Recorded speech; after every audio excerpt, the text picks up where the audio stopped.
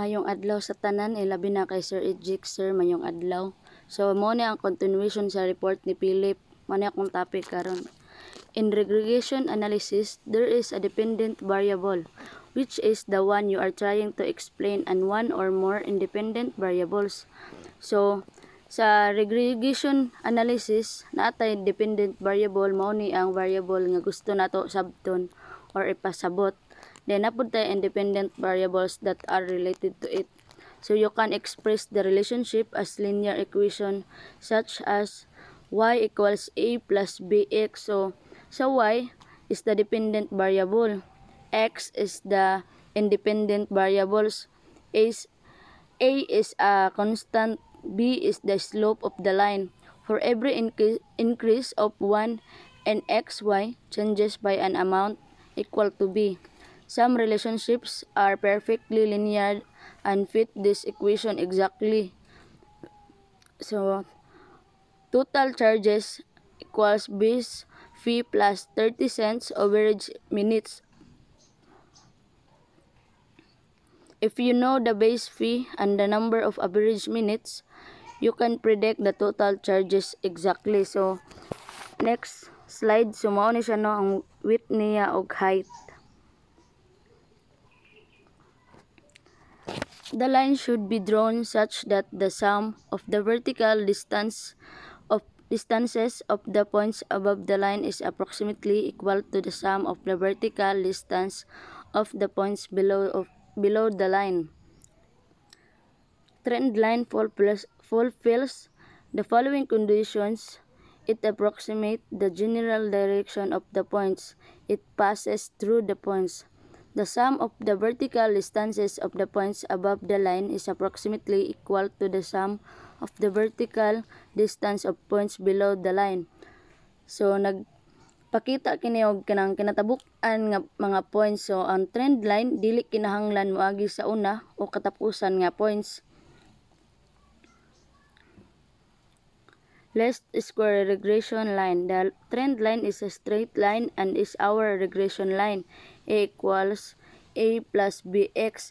Least square means that the most accurate trend line that may be drawn is one where the sum of the squares of the vertical distances of the points from the line is less or minimum. So, ang least squares daw nagpasabot nga ang labing tukna nga trend line mao tong linya nga ang tinabuk-ang kantidad sa mga gilayon sa mga matag points gikan sa linya. Gipili ang linya nga pinakaduol sa tanang points pinaagi sa pagsiguro nga ang ilang gilayon or distance kung squared kay mubos og mahimong pinakagamay mao nang least squared method. The formulas for A and B are derived from what are referred to as normal equations. The normal equations are derived through a combination of graphical techniques and the use of calculus. So, calculus ang iyang gamiton diri, no? Sum of the values of y, the dependent variable, and the number of pairs x and y. X, sum of the values of x, the independent variable. Xy, the sum of the column xy, which is derived by multiplying paired values of x and y.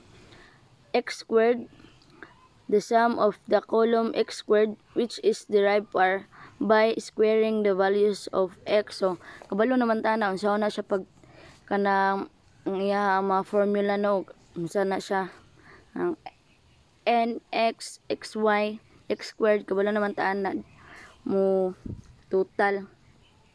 So, mo ni siya yung formula, mo ni itong sundon ang A equals B equals, we need to know the following. So, mo dyan ni ang sundon nga mga formula. Ang x in total siya og 56, y in total siya 40, xy in total siya 364. Sa x squared ni total siya 524. So, gikopy ra na siya diri sa mga gisunod nga formula. Then sa AB, so mo to no, gikopy nato no. Kanang 8 muna siyang kanang kung pila siya kabuok muna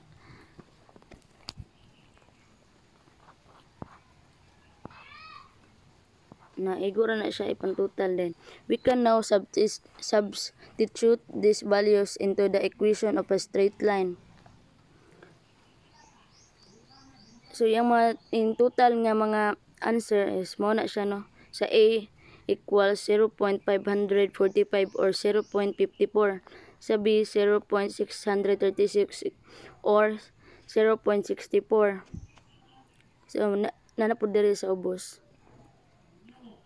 So ang musunod nga mo explain is si Chrislyn mo.